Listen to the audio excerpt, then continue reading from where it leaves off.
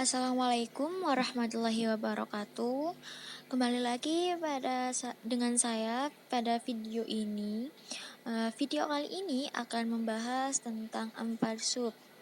Baiklah, untuk tidak lama-lama lagi, silakan untuk melihat pembahasannya. Nah, untuk yang pertama ini kekuatan asam basa. Sifat molekul dan kekuatan asam basa. Jadi, ketika suatu zat atau molekul dilarutkan dalam air dan dapat berperilaku sebagai asam atau berperilaku sebagai basa atau tidak menunjukkan sifat asam atau basa. Kekuatan asam tergantung pada kemampuannya untuk menyumbangkan proton. Jadi, semakin banyak dia menyumbangkan proton, maka tingkat keasamannya semakin tinggi. Kekuatan asam tergantung pada sifat pelarut, suhu, dan struktur molekul asam. Nah, untuk sekarang ini kita akan mempelajari tentang kekuatan asam dari hidra non-logam, senyawa asam oksa, dan ion logam terhidrasi. Istilah hidrida umumnya dinamai senyawa biner yang terbentuk dari hidrogen dengan unsur-unsur lain dari tabel periodik. Terdapat dua faktor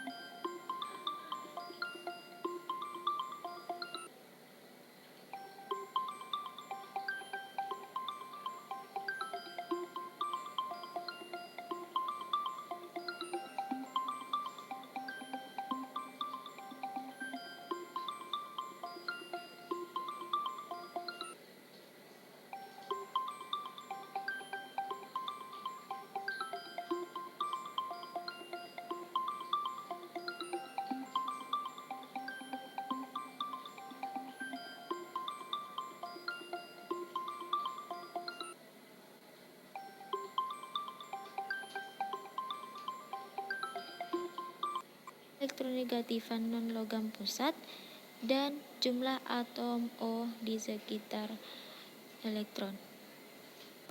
Oksi sendiri dibagi menjadi dua. Yang pertama yaitu asam oksa dengan jumlah atom O yang sama. Hal ini terjadi dikarenakan ketika kekuatan asam meningkat dengan keelektronegatifannya, maka tingkat kepolarannya semakin tinggi, yaitu tingkat kepolaran ikatan OH. Kemudian hal ini mempermudah H+ cepat menghilang. Contohnya di sini yaitu terdapat asam hipohalus, HOE, atom halogen. Di sini terdapat senyawaan yaitu bisa kita lihat dari L ke Br dan ke Cl, yaitu menandakan keelektronegativitasan semakin meningkat. Peningkatan ini memiliki efek semakin elektronegatifan E, maka dia akan semakin mudah untuk melepaskan H. Bisa dilihat di sini tanda panah. Jika semakin tebal tanda panah ini, maka semakin menunjukkan ikatan-ikatan elektron negatifnya semakin kuat. Kekuatan keasaman bisa dilihat dari nilai Ka-nya. Semakin besar nilai Ka-nya, maka semakin besar nilai keelektronegatifannya. Di sini kita bisa lihat bahwa Ka dari HOI ini sama dengan 2,3 kali 10 pangkat min 11, dan Ka dari HOBr yaitu 2,3 kali 10 pangkat min 9. Bisa kita lihat dari min 11 sampai ke min 10, yaitu menandakan bahwa kekuatan ikatannya semakin meningkat. Kemudian sama dengan dari Ka dari HOCI yaitu 2,9 kali 10 pangkat min 9, yaitu menunjukkan bahwa kekuatan ikatannya semakin meningkat. Kemudian yang kedua yaitu asam okso dengan jumlah atom O yang berbeda. Hal ini kekuatan asam meningkat dengan jumlah atom O. Jadi jika semakin banyak atom O yang ada, maka semakin besar pergeseran kerapatan elektron dan semakin mudah ion H melepas. Contohnya di sini yaitu terdapat senyawa HOCl dengan HOCl3. Di sini efek samping dari penambahan elektron yaitu maka tarikan awan elektron akan semakin besar yang mengarah ke O yang memiliki keelektronegatifan yang tinggi.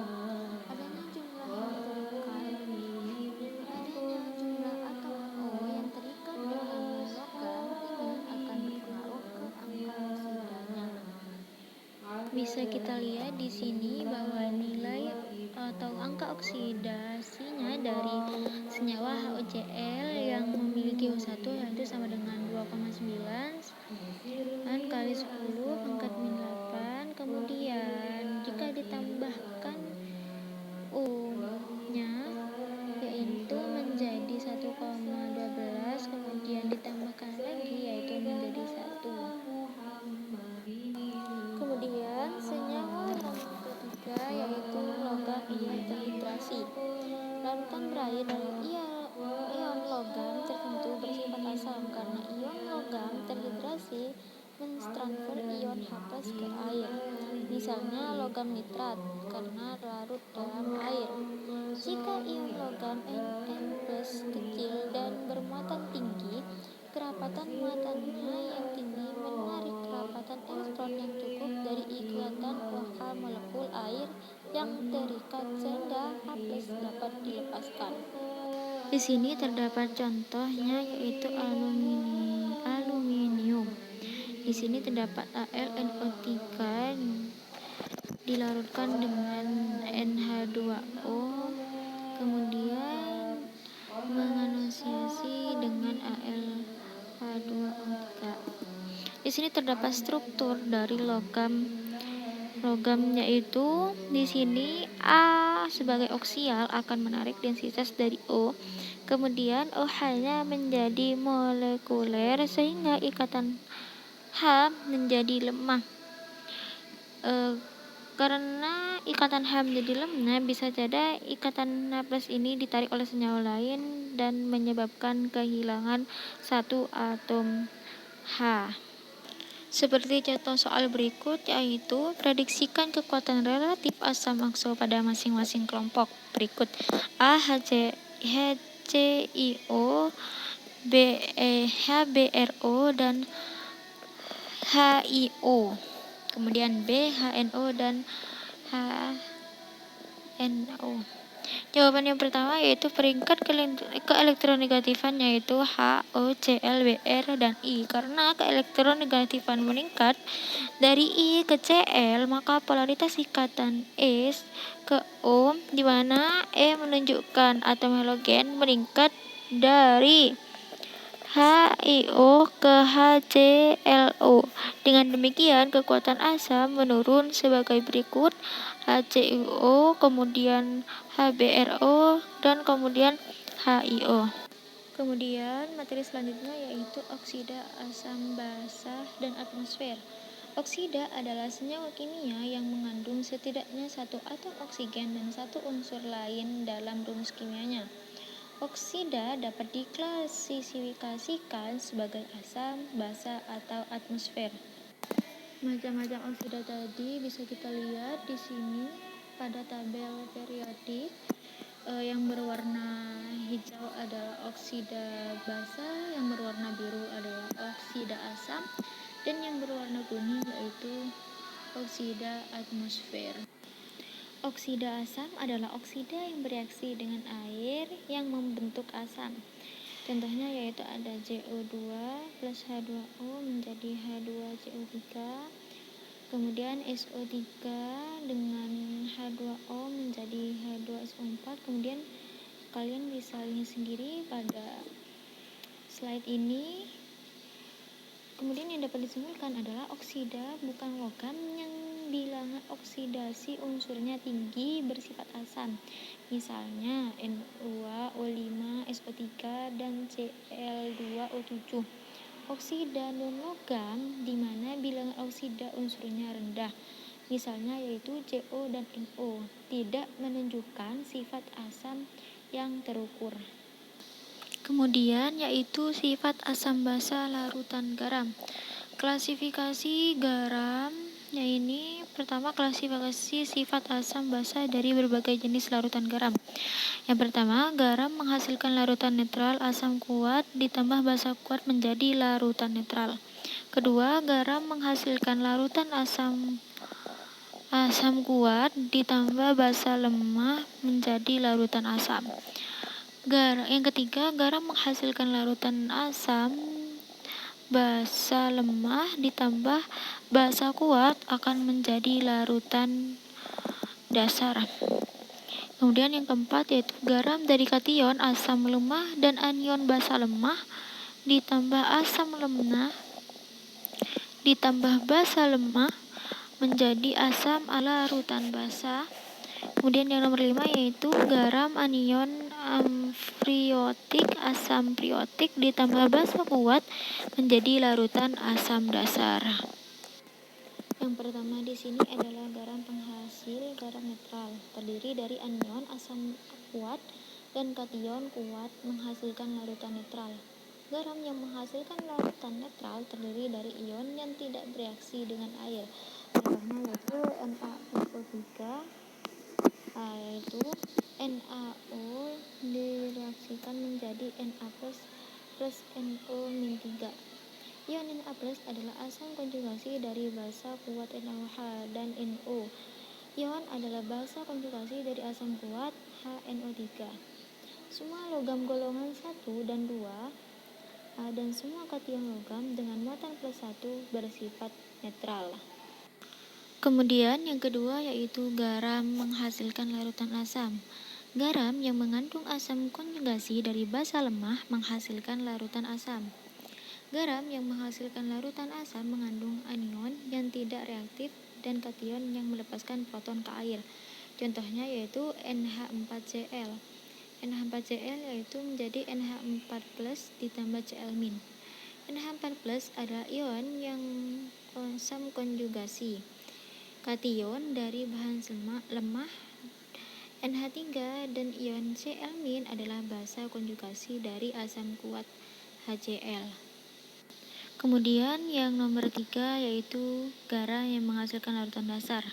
Garam yang mengandung basa konjugasi dari asam lemah menghasilkan larutan basa dalam air. Garam yang menghasilkan larutan basa mengandung kation yang tidak relatif dan anion yang menerima proton dari air. Contohnya yaitu NaCN. NaCN yaitu direaksikan menjadi Na+ plus Cn-. Ion Na+ adalah asam konjugasi dari basa kuat NaOH dan ion Cn- adalah basa konjugasi dari asam lemah HCN. Anion lain yang menunjukkan sifat dasar adalah NO2-, F-, CH3COO-, dan CO3-2-. Kemudian yang nomor 4 yaitu garam dari kation asam lemah dan anion basa lemah. Keasaman keseluruhan larutan bergantung pada kekuatan asam relatif K dan kekuatan basa K dari ion yang dipisahkan. Jika kation dan anion bereaksi dengan air, ion dengan K lebih tinggi menentukan keasaman atau kebasaan larutan garam. Contohnya yaitu NH4Cn, yaitu menjadi NH4+ plus Cn-. Kemudian yang terakhir yaitu garam anion amfiprotik. Kation berasal dari basa kuat dan anion berasal dari asam poliprotik. Anion ini bersifat amprotik. Mereka dapat bertindak sebagai proton terhadap air atau sebagai basa dan mengabstrakkan proton dari air.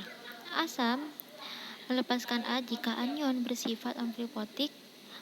Kekuatan anion sebagai asam atau sebagai basa menentukan keasaman garam. Contohnya yaitu N2 HPO4 menjadi 2Na plus HPO4 2-. Subbab selanjutnya yaitu kesetimbangan buffer asam basa. Banyak sistem kimia dan biologi yang cukup sensitif terhadap pH. pH darah kita berada dalam kisaran 7,35 hingga 7,42. Jika pH darah Anda berubah menjadi 7 atau 8, maka kemungkinan bisa merenggut nyawa. Danau dan sungai dengan pH kurang dari 5 seringkali tidak dapat mendukung kehidupan ikan. Larutan penyangga dapat menahan perubahan pH yang drastis pada penambahan sejumlah kecil asam kuat atau basa kuat. Umumnya sistem buffer terdiri dari satu asam lemah atau basa lemah dan 2 konjugasi atau garamnya. Buffer bekerja karena sejumlah besar komponen asam dan basa masing-masing mengkonsumsi sejumlah kecil OH- atau H+ yang ditambahkan. Asam dan basa yang membentuk buffer tidak boleh saling mengkonsumsi melalui netralisasi reaksi. Beberapa asam dan basa lemah yang biasanya pada umumnya dan biasanya garamnya digunakan untuk pembuatan larutan buffer, yaitu asam asetat dan natrium asetat, asam fosfat dan kalium fosfat, asam oksalat dan dinatrium oksalat, asam karbonat dan natrium karbonat, dan yang terakhir yaitu amonia dan amonia klorida. Kemudian selanjutnya yaitu terdapat 2 jenis larutan penyangga. Yang pertama yaitu larutan penyangga asam yang umumnya terbuat dari asam lemah dan konjugasinya. Di sini terdapat contoh yaitu CH3COOH ditambahkan dengan H2O kemudian menjadi H3O+ plus CH3COO-. Kemudian untuk buffer komposisinya yaitu terdapat CH3COOH dan CH3COO- yang berasal dari CH3COONA. Kemudian yang kedua yaitu basa, larutan penyangga basa yang umumnya terbuat dari basa lemah dan konjugasinya. Di sini terdapat contoh NH3 plus H2O kemudian menjadi OH- plus NH4+. Untuk buffer komposisinya yaitu NH3 dan NH4+ yang berasal dari NH4Cl. Berikutnya saya di sini mempunyai contoh, yaitu contohnya terdapat reaksi CH3COOH ditambahkan dengan H2O kemudian menjadi H3O+ plus CH3COO-. Asam asetat adalah asam lemah dan posisi kesetimbangannya cenderung ke kiri. Oleh karena itu, konsentrasi ion asetat kecil, yaitu CH3COOH plus H2O menjadi H3O plus CH3COO-. Bahan natrium asetat ke dalam larutan ini untuk meningkatkan ion asetat ekstra, yaitu CH3COONA menjadi CH3COO- plus Na+. Kemudian yang dapat kita simpulkan dari ini yaitu larutan akan mengandung hal-hal penting, kemudian banyak asam asetat yang tidak terionisasi dan banyak ion asetat dari natrium asetat, kemudian ion hidrogen yang cukup yaitu H+ untuk membuat larutan bersifat asam. Kemudian ditambahkan dengan asam kuat, H+ bergabung dengan ion asetat untuk membuat asam asetat CH3COOH. Ditambah dengan H+ kemudian menjadi CH3COOH.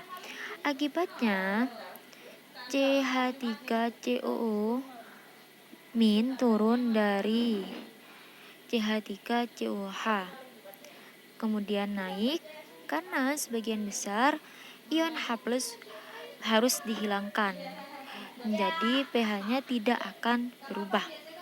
Kemudian penambahan basa kuat, buffer menghilangkan ion OH- dengan mereaksikan dengan H+ dari CH3COOH. Kemudian CH3COOH ditambahkan OH- menjadi CH3COO- plus H2O. yang mengakibatkan CH3COO- naik dan CH3COH turun. Kemudian pH-nya tidak terlalu meningkat. Kemudian untuk kapasitas buffernya sendiri adalah ukuran kekuatannya, kemampuannya untuk mempertahankan setelah penambahan asam atau basa kuat. pH buffer tidak tergantung pada kapasitas buffer itu sendiri. Kapasitas akhirnya tergantung pada konsentrasi komponen, baik konsentrasi absolut maupun relatif. Kemudian, dalam hal konsentrasi absolut, semakin terkonsentrasi, maka kapasitasnya akan semakin besar. Bisa kita lihat pada slide ini, penyangga 1 yaitu 1,0 m CH3COOH ditambahkan dengan 1,0 m CH3COO-, maka pH-nya terdapat 4,74. Kemudian pada penyangga kedua yaitu terdapat 0,10 m CH3COH ditambahkan dengan 0,10 m CH3COO-, yaitu memiliki pH yang sama yaitu 4,74. Penyangga 1 memiliki kapasitas yang lebih besar karena mempunyai konsentrasi yang lebih. Kemudian selanjutnya kita akan masuk kepada bab yang berikutnya yaitu titrasi asam basa. Titrasi asam basa adalah penambahan volume basa yang konsentrasinya diketahui ke asam yang konsentrasinya tidak diketahui atau penambahan asam ke basa. Teknik ini dapat digunakan untuk menentukan konsentrasi asam atau basa.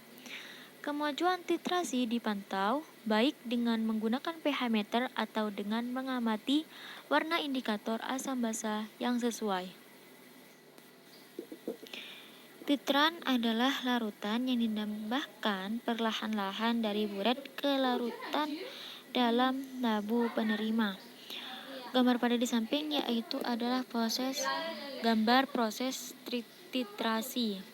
Pada larutan asam yang sudah diberikan indikator PP, larutan tersebut akan berwarna merah muda. Kemudian akan dititrasi sampai warnanya berubah menjadi berwarna bening. Jika sudah berwarna bening, maka larutan tersebut netral. Kemudian pada larutan basa yang diberikan indikator PP akan berwarna bening.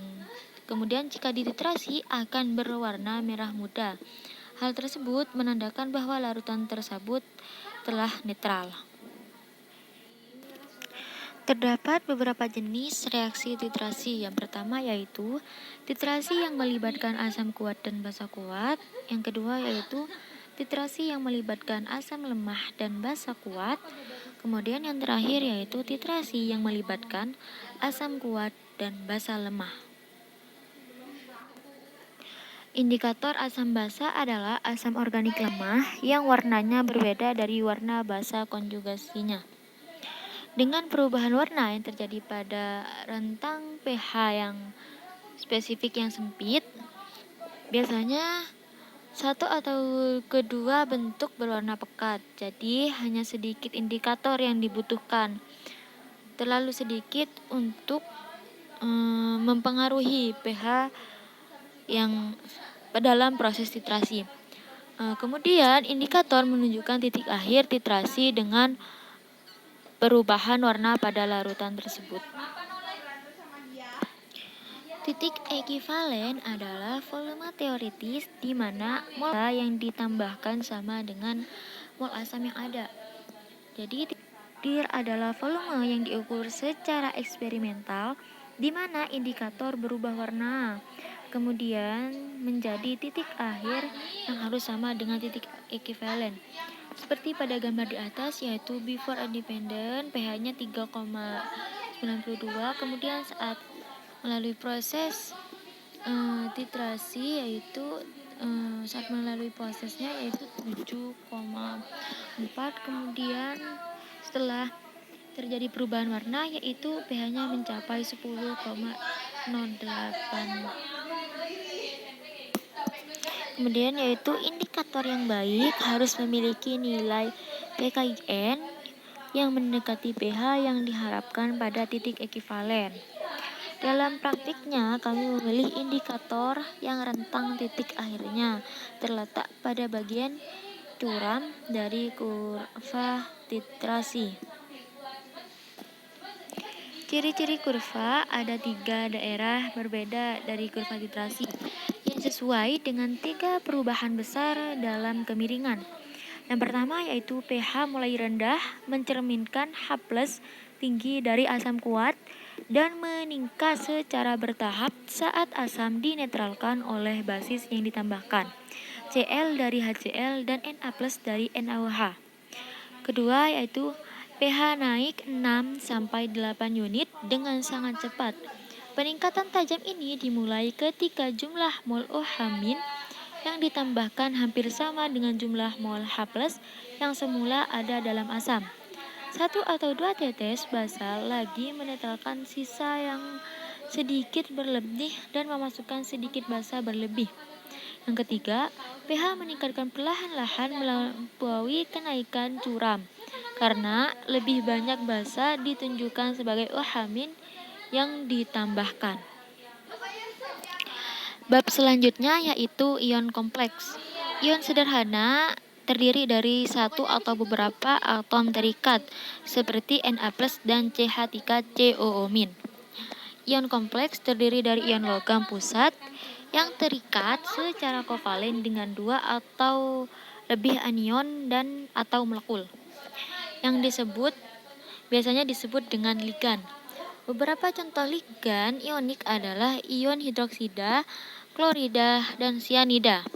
Beberapa ligan molekuler adalah air, karbon monoksida, dan amonia.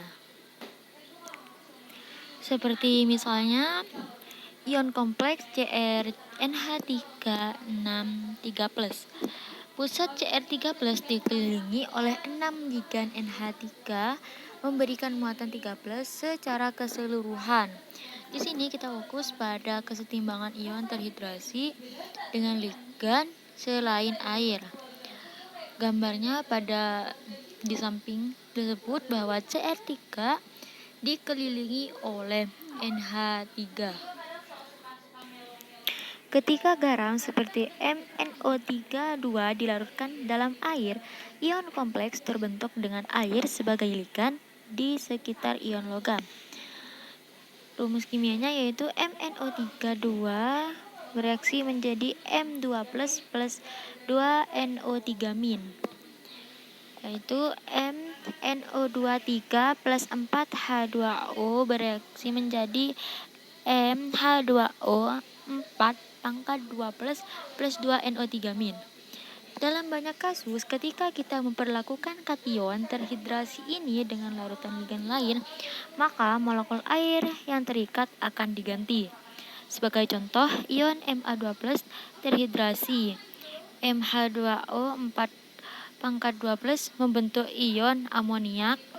MnH3 4 dalam NH3 berair, yaitu menjadi MH2O 4 plus 4NH3 menjadi bereaksi MnH3 plus 4H2O. Kemudian perhitungan pada bab ini yaitu apabila terdapat reaksi kimia MH2O 4 plus 4NH3 menjadi MnH3 4 plus 4H2O. Apabila untuk mencari Kc-nya yaitu rumusnya mencari konsentrasinya MnH3. Setelah diketahui konsentrasinya baru dikalikan dengan konsentrasi H2O pangkat 4, kemudian dibagi oleh konsentrasi NH2O 4 pangkat 2 kali NH3 per 4.